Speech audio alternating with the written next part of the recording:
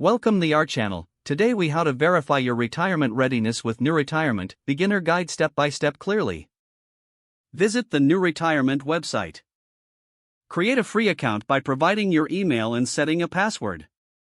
Log into your account after verifying your email address. Click on the Get Started button to begin your retirement planning journey. Answer the initial questions about your current age, retirement age, and life expectancy. Input your current income and any expected future income sources. Add your existing savings, including retirement accounts and investments. Include details about your current expenses and expected changes in retirement. Specify any additional sources of income you anticipate during retirement. Review the suggestions for savings adjustments based on your current input. Explore different retirement scenarios by adjusting variables such as savings rates and spending.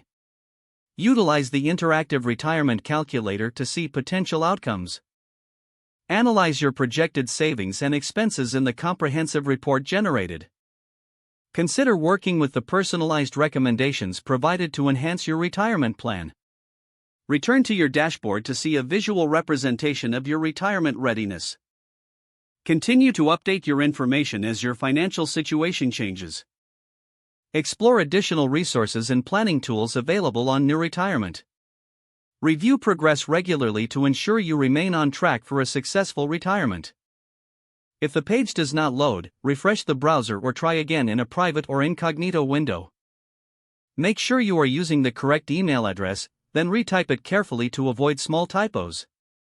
If your password is not accepted, use the reset option and create a new strong password you can remember. Check your spam folder for verification or security emails, then complete any requested confirmation steps. Enable two-factor authentication if available to improve account security and reduce unauthorized access risk. After signing in, review your profile details so your contact information and settings are accurate and current.